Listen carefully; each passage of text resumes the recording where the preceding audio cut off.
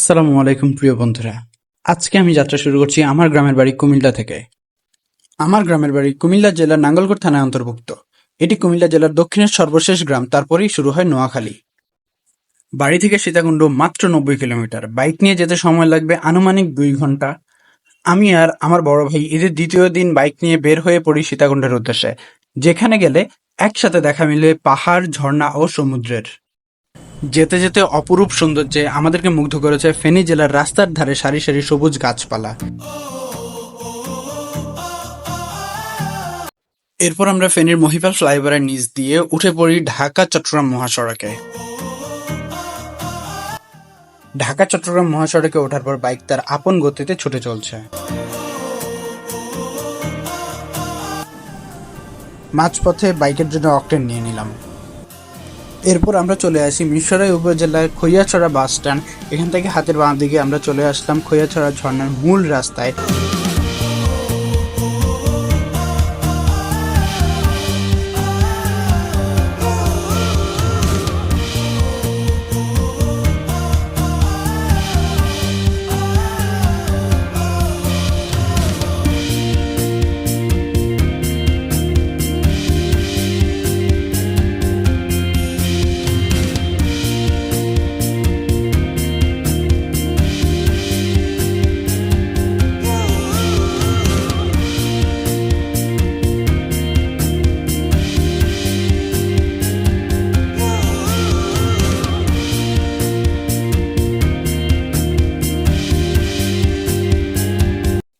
আজকে ঈদের দ্বিতীয় দিন।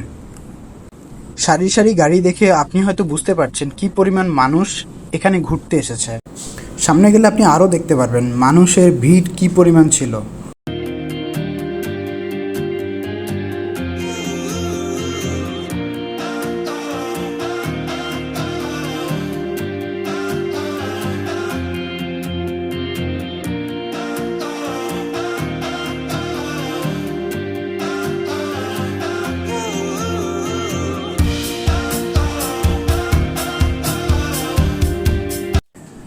এখানে এসে আমরা বাইক পার্ক করি। বাইক পার্কিং চার্জ মাত্র 30 টাকা।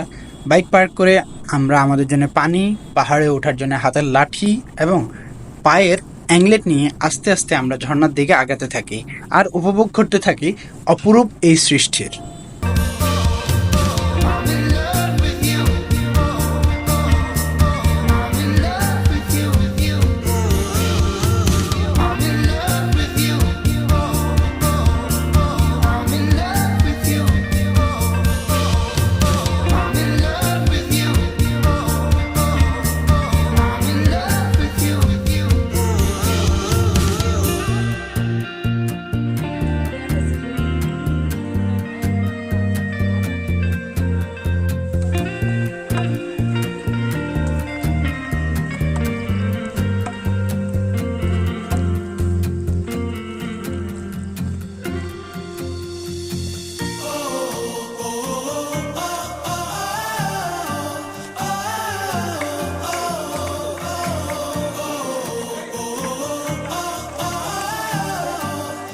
এগুলো কিন্তু পাথর না, এগুলো কিন্তু পাথর না।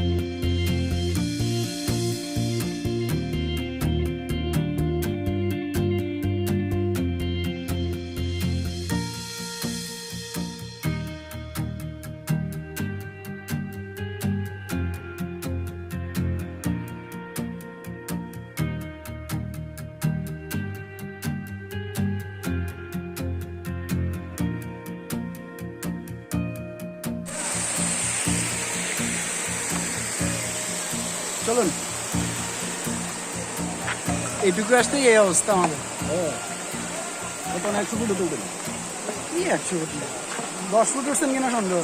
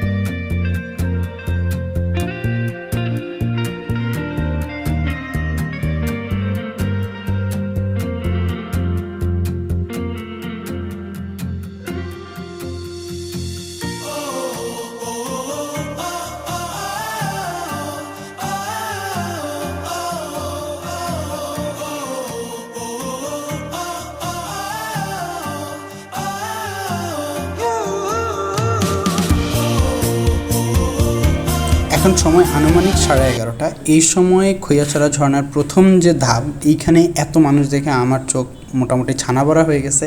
আসলে বাহিরে যে পরিমাণ মানুষ দেখেছি তার থেকেও অনেক বেশি মানুষ এইখানে।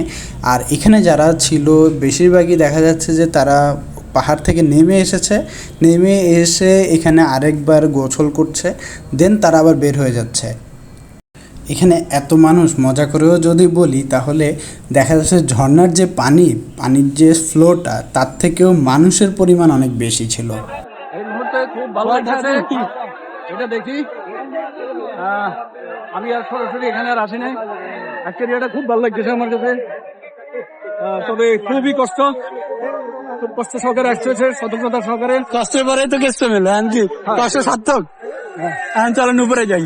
কয়েকজন ঝর্ণা থেকে যখন বের হচ্ছে তাদেরকে জিজ্ঞেস করেছিলাম এই ঝর্ণাটা আসলে কেমন। তারা বলেছিল এটা চন্দ্রনাথের বাপ। আসলে সত্যি কথা বলতে এটা সত্যি যে এটা চন্দ্রনাথের কিছুই না। এই যে ঝর্ণার যে খাড়া অংশটা মানে এত ভয়ানক, আর বৃষ্টি পড়ে পুরা রাস্তাটা একটা পিচ্ছিল রাস্তা হয়ে গেছে, এত মানুষের পাড়ায় কাদা হয়ে পুরা ভয়ানক একটা দৃশ্য হয়ে গেছে। তারপরেও আমরা ঝর্ণার 4টা স্টেপ উপরে উঠি। বাকি স্টেপগুলো ইনশাল্লাহ পরবর্তীতে গেলে সম্পূর্ণটা কমপ্লিট করে ফিরবো ইনশাল্লাহ। ঝর্ণা থেকে নামতে নামতে অলমোস্ট 2টা বেজে গেছে। তারপরে আমাদের উদ্দেশ্য হচ্ছে সীতাকুণ্ডুর গুলিয়াখালী সি বিচ। এখানে এসেও বাইক পার্ক করলাম। বাইক পার্কিং চার্জ 30 টাকা। যে হোটেলের আন্ডারে খাওয়া দাওয়া করবেন সেই হোটেলের আন্ডারে যদি বাইক পার্কিং করা হয় সেক্ষেত্রে দেখা যাচ্ছে পার্কিং চার্জ ফ্রি।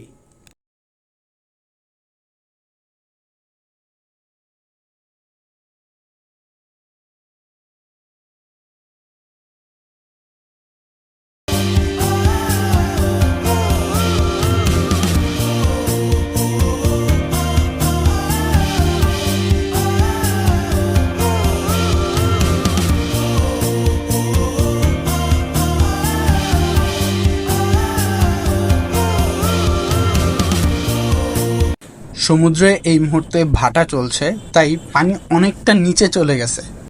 আমরা অনেকটা পথ হেঁটে তারপরে সমুদ্রের নোনা পানিতে পা ভেজালাম।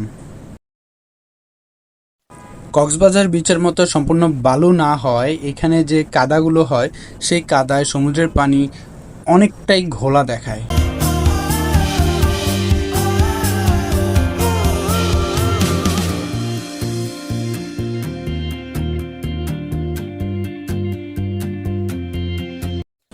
বিকেলবেলায় আমরা বাইক নিয়ে চলে আসি নতুন যে বেড়ি বাঁধটা হয়েছে সেটা দিয়ে সোজা দক্ষিণে বাঁশবাড়িয়া এবং গুলিয়াখালী সি বিচের মাঝামাঝি একটা জায়গায়, যে জায়গাটা অসম্ভব সুন্দর, সবুজ ঘাস আর সি বিচ একসাথে মেশানো।